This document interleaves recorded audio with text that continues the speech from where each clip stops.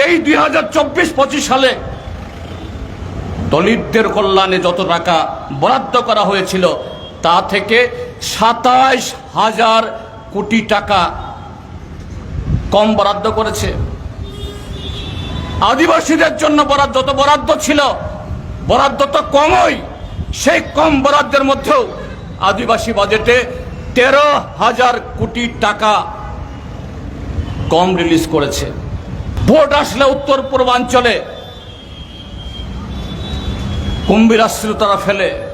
এবারে বাজেটে এই উত্তর পূর্বাঞ্চলের ডুনার একটা মন্ত্রক আছে, তাছাড়াও ডুনারের বাইরে এনইসি, উত্তর পূর্বাঞ্চল পর্ষদ এনইসি, এটা ডুনারের অধীনে না, এটা স্বরাষ্ট্রমন্ত্রীর অধীনে। সব মিলিয়ে